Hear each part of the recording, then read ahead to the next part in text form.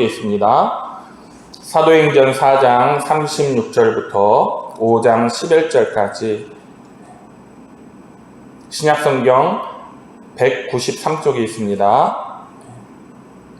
우리 한 목소리로 다 같이 읽어보도록 합니다. 시작.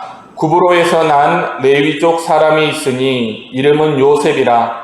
사도들이 일컬어 바나바라 번역하면 위로의 아들이라 하니 그가 같이 있음에 팔아 그 값을 가지고 사도들의 발 앞에 두니라. 아나니아라 하는 사람이 그의 아내 삽비라와 더불어 소유를 팔아 그 값에서 얼마를 감춤해 그 아내도 알더라. 얼마만 가져다가 사도들의 발 앞에 두니 베드로가 이르되 아나니아야 어찌하여 사탄이 내 마음에 가득하여 내가 성령을 속이고 땅값 얼마를 감추었느냐. 땅이 그대로 있을 때에는 내 땅이 아니며 판 후에도 내 마음대로 할 수가 없더냐. 어찌하여 이 일을 내 마음에 두었느냐. 사람에게 거짓말한 것이 아니요 하나님께로다. 아나니아가 이 말을 듣고 엎드러져 혼이 떠나니 이 일을 듣는 사람이 다 크게 두려워하더라. 젊은 사람들이 일어나 시신을 싸서 메고 나가 장사하니라. 3시간쯤 지나 그의 아내가 그 일어난 일을 알지 못하고 들어오니 베드로가 이르되 그 땅 판 값이 이것뿐이냐 내게 말하라 하니 이르되 예 이것뿐이라 하더라.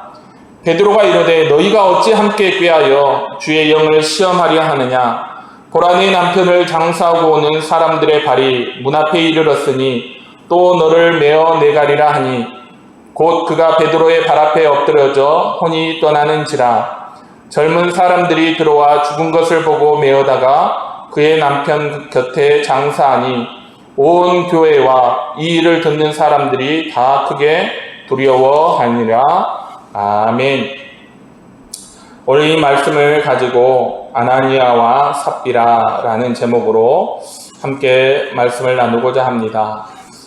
이 시간 큰 은혜가 우리 교회와 성도들의 마음속에 넘치기를 주님의 이름으로 축원합니다. 초대교회가 시작되고 가장 충격적인 사건 중에 하나가 바로 이 아나니아와 삽비라의 사건입니다. 부부가 죽은 한날에 부부가 죽었습니다.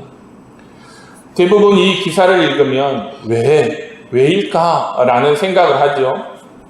이 사람들이 그렇게 죽을 만큼 잘못을 한 것인가 우리는 그런 의문을 갖게 됩니다. 성경을 읽다 보면 그런 경우가 종종 있죠. 열왕기하 2장에 보면 어린 아이들이 엘리사 선지자를 보고 대머리에 올라가라, 대머리에 올라가라 이렇게 조롱했습니다. 엘리사가 그 아이들을 저주하며 곰 2마리가 나와서 42명의 아이들을 찢어 죽였다고 성경은 기록하고 있습니다. 또 사무엘하 6장에 보면 법궤를 옮기던 중에 그 법궤를 실은 그 수레를 끌고 가는 그 소들이 날뛰게 되고 그 바람에 법궤를 손으로 붙들었던 우사가 그 자리에서 죽는 일이 있습니다. 여호와께서 진노하사 치심에 그가 거기 하나님 앞에서 죽으니라 그랬습니다. 여러분 우리가 이런 기사들을 읽다 보면 그것이 그렇게 죽을 만큼 큰 잘못인가 하는 그런 의문이 들지요. 어떤 사건을 단편적으로 보는 우리 눈에는 그들이 그렇게 죽을 만한 잘못이 없어 보여도 여러분 모든 일을 정확히 보시고 사람의 페이북까지 살펴보시는 그 하나님께서 보실 때는 그럴 만한 이유가 있는 것입니다. 오늘 아나니아와 삽비라의 사건도 마찬가지예요. 우리가 이 사건을 깊이 들여다보면서 왜 하나님께서 아나니아와 삽비라를 이렇게 죽음으로 심판하셨는가, 그 일이 우리에게 주는 교훈이 무엇인가 하는 것을 오늘 우리가 함께 살펴보려고 합니다. 성경을 이 기사를 읽어보면 이 아나니아와 삽비라 부부는 참된 그리스도인이 아니었습니다. 오히려 그들은 신약시대 최초의 교회에 큰 위협이 되는 아주 악한 사람들임을, 죄인들임을 알 수 있습니다. 일전에 예수님께서 마태복음 13장에 강조하신 내용이 있죠. 사람들이 잘 때에 그 원수가 와서 곡식 가운데 가라지를 덧뿌리고 갔더니, 예수님의 가르침에 의하면 곡식이 있는 곳에 가라지도 있다는 사실입니다. 여러분, 정말 그렇습니다. 교회마다 가라지가 있습니다. 그리고 예수님 말씀에 의하면 이 가라지가 언제 없어지느냐? 마지막 예수님이 이 땅에 다시 오시는 그 심판의 때, 예수님 재림의 때, 성경의 표현으로 하자면 추수의 때에야 이 가라지가 없어집니다. 예수님이 말씀하셨어요. 둘 다 추수 때까지 함께 자라게 두라. 예수님이 다시 오셔서 이 땅을 심판하실 때에야 비로소 교회 안에 있는 가라지도 완전히 없어지는 것입니다. 그때까지 교회에는 여러분 알곡과 가라지가 공존합니다. 공식적으로 신약교회의 최초의 가라지가 바로 아나니아와 삽비라입니다. 제가 처음으로 밭에 야채 몇 종류를 심었어요. 심어놓고 이제 새싹이 돋아오르고 이렇게 조금씩 자라나는 걸 보는데, 어느 날부터인가 잡초가 보이는 거예요. 여러분, 어떻게 했을까요? 밭에 잡초가 보이니까, 화단에. 처음에는 잡초가 보이는 대로 제가 그 잡초를 다 쪽쪽 뽑았어요. 뿌리까지 조심히 해서 흔들어서 뿌리까지 쪽쪽 뽑아서 버렸습니다. 저는 아나니아와 이 삽비라 사건을 하나님께서 신약교회 최초의 가라지를 뽑아버린 사건이라고 그렇게 해석합니다. 아나니아와 삽비라에 대한 성경의 기록을 한번 보면 그들은 마음에 사탄이 가득했습니다. 3절에 보면 베드로가 이르되 아나니아야 어찌하여 사탄이 내 마음에 가득하여 성령을 속이느냐, 이렇게 말하고 있죠. 여러분, 아나니아와 삽비라의 마음속에는 여러분 사탄이 가득했습니다. 여러분, 우리가 신약 성경을 읽어보면 마음속에 사탄이 가득했던 사람이 또 한 사람 있죠. 얼른 생각나십니까? 누구죠? 바로 가룟 유다입니다. 누가복음 22장 3절은 이렇게 기록하고 있습니다. 12 중에 하나인 가룟인이라 부르는 유다에게 사탄이 들어가니. 여러분, 가룟 유다의 마음에 들어갔던 사탄이 이제는 아나니아와 삽비라의 마음에 들어갔습니다. 여러분, 이유가 무엇일까요? 하나님의 교회, 하나님의 진을 무너뜨리기 위함입니다. 여러분, 전쟁에서 적진에 스파이를 심어놓는 이유가 적을 무너뜨리기 위한 것이잖아요. 마찬가지로 사탄은 예수님의 십자가의 역사를 무너뜨리기 위해서, 예수님이 인류 구원하시는 그 십자가의 사명을 이루지 못하도록 하기 위해서, 또 신약교회, 예수님께서 값주고 사신 그 교회를 무너뜨리기 위해서 하나님의 진 가장 깊숙한 곳에, 다시 말하면 12제자 가운데, 그리고 신약 최초의 교회 안에 가라지를 심어놓은 것입니다. 여러분, 가라지는 교회의 가장 깊은 곳에 있습니다. 문제는 진짜와 가짜를 구별하기가 쉽지 않다는 거예요. 그래서 종이 주인에게 와서 가라지를 다 뽑아버릴까요? 라고 했을 때 주인이 뭐라고 그랬습니까? 가라지를 뽑다가 알곡까지 뽑을까 염려하노라. 가만히 두라고 그랬어요. 아나니아와 삽비라 얘기 바로 직전에 우리 바나바에 대한 기사가 나오죠. 제가 결론적으로 말씀드리자면, 여러분, 바나바는 알곡 성도였고 아나니아와 삽비라는 가라지였어요. 그런데 우리가 이 두 부류를 구분할 수 있나요? 겉으로 보기에는 아무런 차이가 없습니다. 똑같아요. 오늘 말씀해 보니까 바나바도 밭을 팔아서 그 값을 제자들 발 앞에 두었고, 아나니아와 삽비라도 밭을 팔아서 그 값을 사도들의 발 앞에 두었습니다. 여러분, 겉으로 보아서 무슨 차이가 있나요? 아무런 차이도 없습니다. 겉으로 보면요, 오히려 아나니아와 삽비라가 훨씬 대단해 보여요. 두 부부가 마음이 하나가 되어서 밭을 팔아서 그 값을 사도들의 발 앞에 두었잖아요. 주님 섬기는 일에, 교회 섬기는 일에 한 부부가 한 마음이 되어서 그러한 일을 했다는 것이 훨씬 더 감동적이고 은혜롭게 보이기도 합니다. 그래서 우리가 사탄에게 속는 거예요. 겉으로는 절대 구분할 수 없기 때문입니다. 겉으로는 같아 보여도 여러분, 속은 완전히 이 두 부류가 달라요.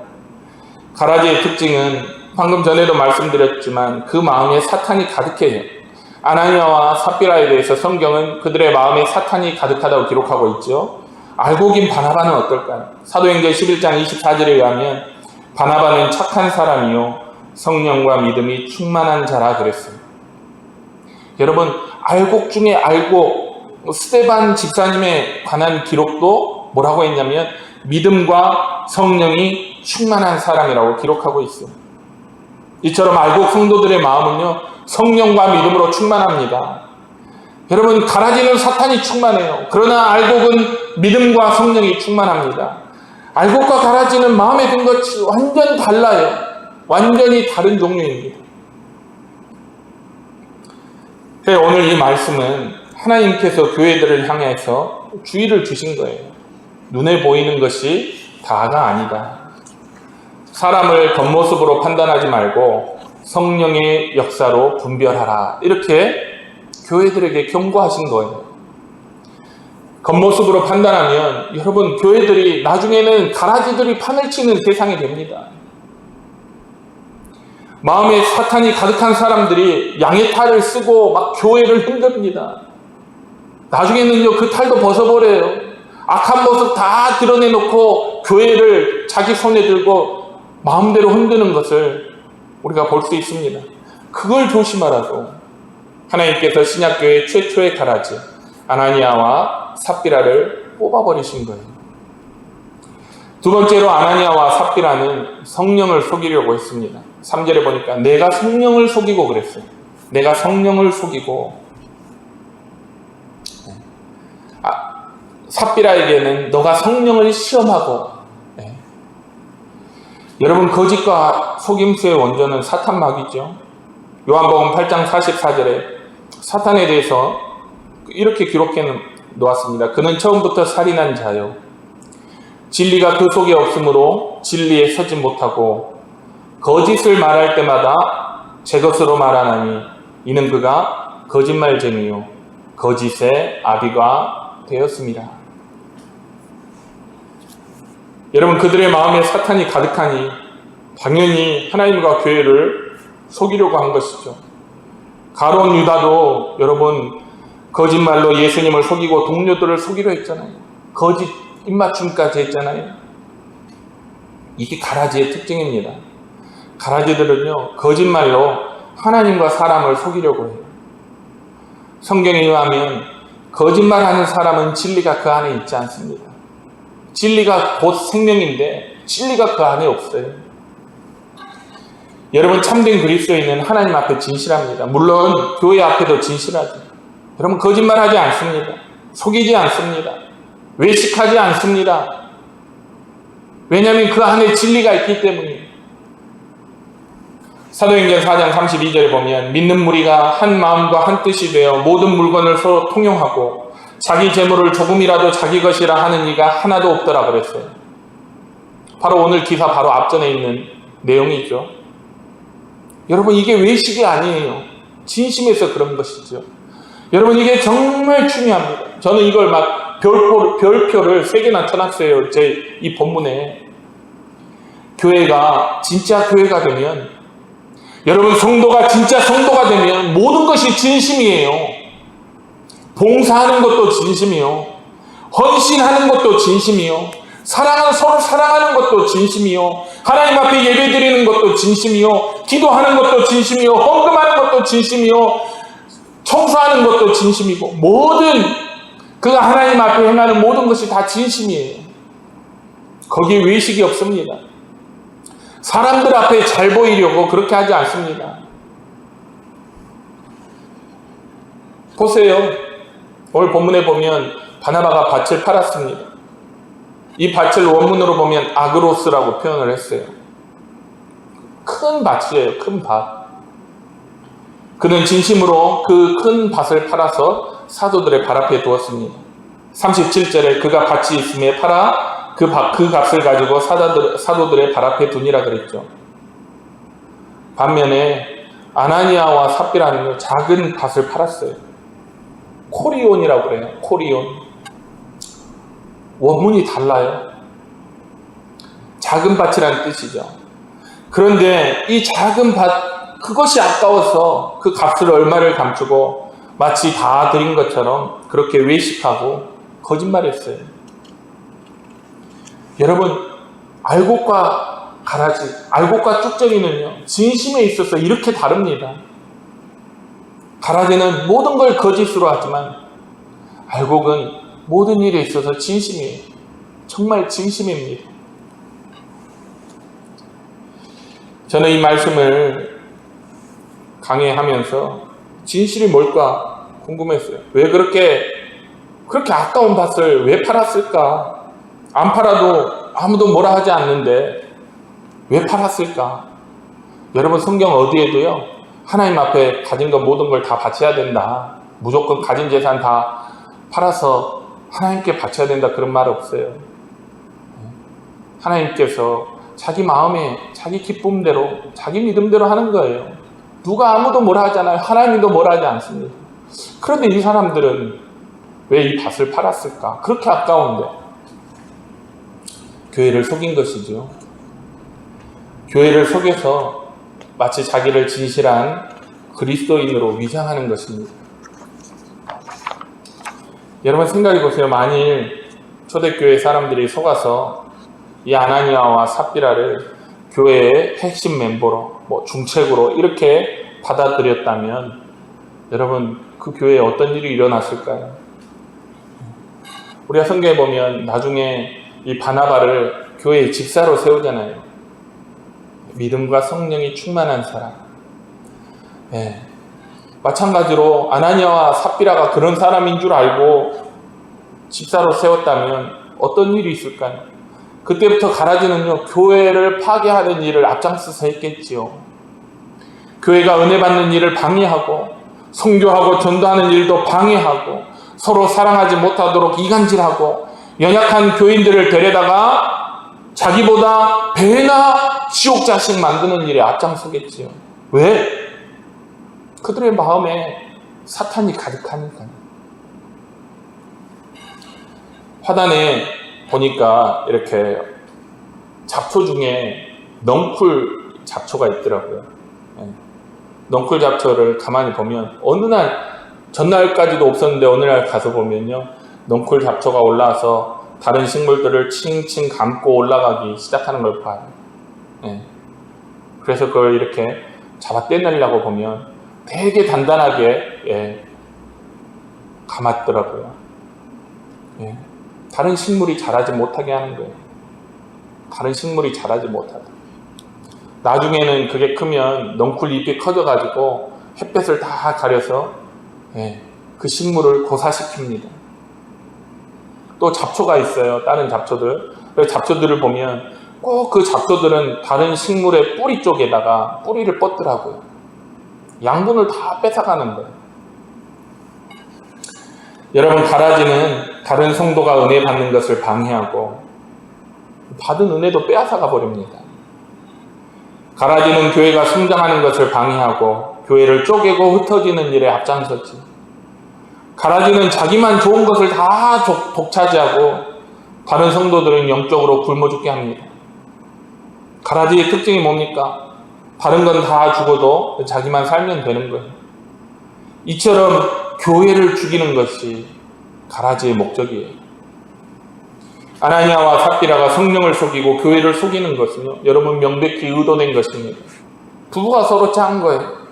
그래서 두 사람 모두 베드로가 물었을 때 시치미를 뚝 떼고 거짓말한 것이죠. 알고 보면 그들 뒤에는 교회를 방해하고 하나님의 일을 회방하는 사탄이 있는 것이죠. 결론을 내립니다. 아나니아와 삽비라는 초대교회의 큰 위험이었습니다. 이런 사람들이 교회를 한번 휘저으면 여러분 마치 폭풍우가 휩쓸고 지나간 것처럼 교회가 막 풍비박산 날 때가 많습니다. 때로는 제법 건강한 교회도요, 이런 사람들이 한번 휩쓸고 지나가면 교회가 반쪽 나버려요. 많은 사람들이 시험 들어서 교회를 떠나고요, 교회를 떠나서 다른 교회를 가냐? 다른 교회도 못 갑니다. 시험 받아서 마음에 상처 입어서 교회를 안 다니게 돼요. 여러분, 더군다나 초대교회는 시작이기 때문에 더 큰 위협이었어요. 그래서 하나님께서 잡초를 뽑아버리듯이 교회에서 이들을 뽑아버리신 거예요. 사실 하나님께서 이때만 그러신 것이 아니죠. 제가 생각해 보니까 출애굽한 후에 모세에게 대적하는 다단과 아비람을 하나님께서 뽑아버리셨어요. 약속의 땅에 들어간 후에는 여리고성의 보물을 훔친 아간을 뽑아버렸어요. 엘리 제사장과 그 집안을 뿌리째 뽑아버렸고 사울왕과 그 집안도 뿌리째 뽑아버렸어요. 이들이 모두 가라지로서 하나님의 교회, 하나님의 팀의 큰 위협 요인이었기 때문입니다.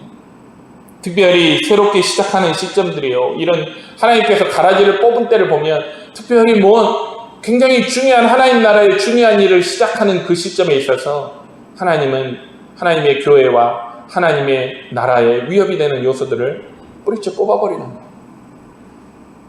말씀을 정리합니다. 아나니아와 삽비라 사건은 교회 안에 가득한 이 가라지들에 대한 경고예요. 예수님 말씀처럼 여러분 지금은 가라지가 너무나 많습니다. 하나님께서 그들을 놔두시는 것은요, 가라지를 뽑다가 알곡 성도가 다칠까봐 주님께서 마지막 추수의 때까지 가만 놔두시는 거예요. 그러나 오늘 말씀이 분명히 보여주잖아요. 때가 되면 하나님께서 가차없이 그들을 뽑아서 영원히 꺼지지 않는 불에 던지실 것, 그것을 오늘 보여주시는 거예요. 여러분, 하나님은 두려운 분이에요. 그래서 이 아나니아와 삽비라의 사건을 본 사람들의 반응이 어떻습니까? 11절에 보니까 온 교회와 이 일을 듣는 사람들이 다 크게 두려워하니라. 여러분, 특별히 하나님의 교회를 무너뜨리고 회방하는 자들에게 임하는 그 하나님의 심판은 두려운 것입니다. 세상에 가장 미련하고 어리석은 사람이 누구냐?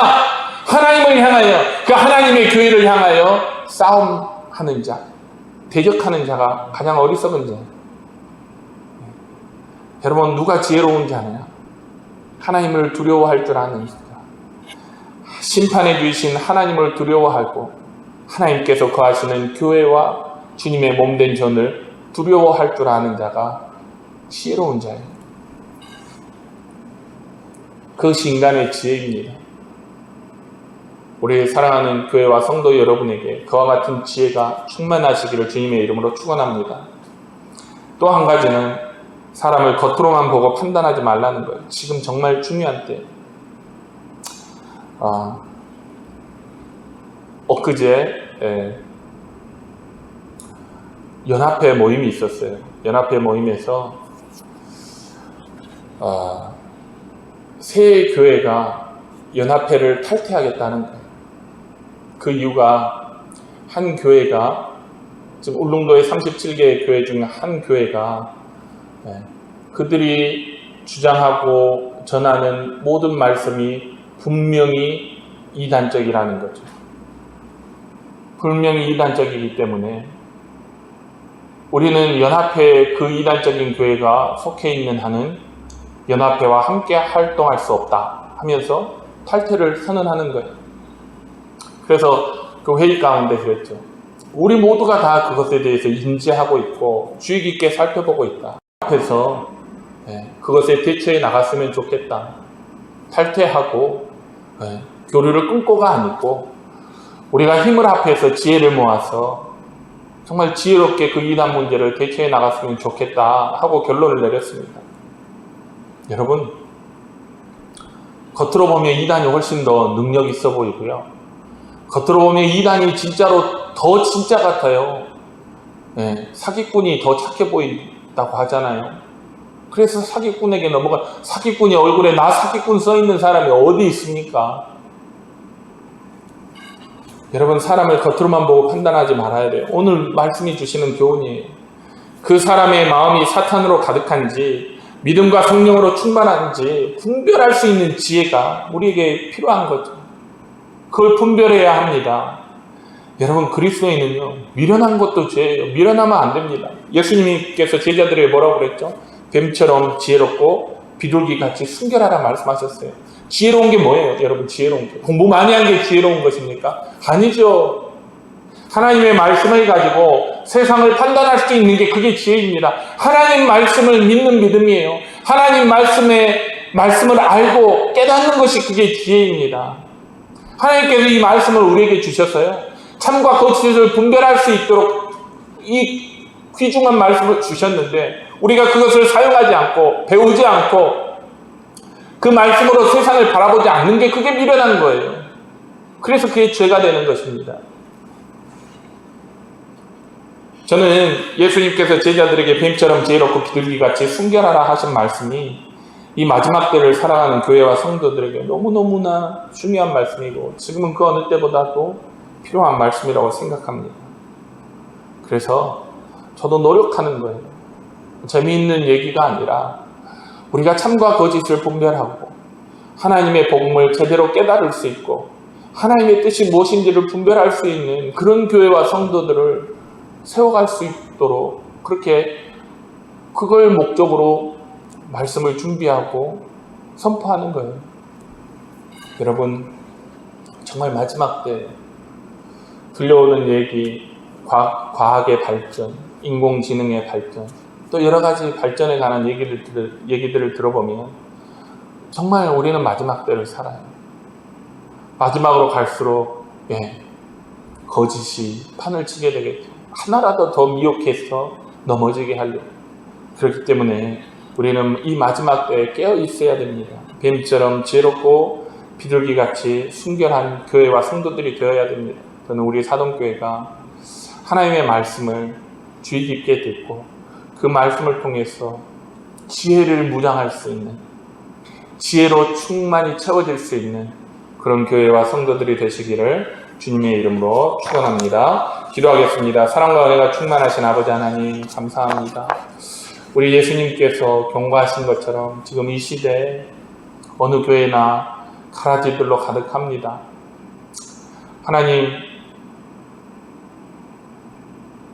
하나님께서 교회들을 살피시고 돌봐주셔서 이 교회들이 그렇게 속이는 자들, 거짓으로 무장한 자들의 속아 넘어가고 그로 인해서 큰 피해를 입지 않도록 하나님 우리 성도들에게 말씀을 주셨사오니 우리 교회와 성도들이 말씀으로 주의 성령으로 하나님 온전히 무장하고 적들을 대항하여 싸워 이길 수 있는 지혜로운 그런 교회와 성도들이 될 수 있도록 주님 축복하여 주옵소서.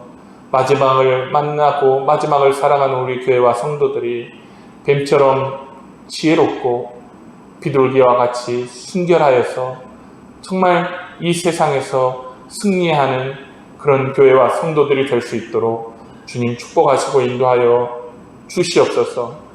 이 가라지들로 인해서 고통받는 많은 교회들이 있습니다. 많은 성도들과 그로 인해서 상처받고 낙심하고 주저앉아 있는 많은 교회들, 성도들이 있습니다. 주여 그들을 위로하여 주시고 다시 회복하여 주셔서 그들을 말씀과 성령으로 무장하여 주셔서 다시는 그와 같은 가라지의 공격에 넘어지지 않도록 오히려 그 가라지를 뽑아버릴 수 있는 그런 능력 있는 교회와 성도들이 다 될 수 있도록 주께서 축복하시고 인도하여 주시옵소서. 감사드리며 예수님의 이름으로 기도드립니다.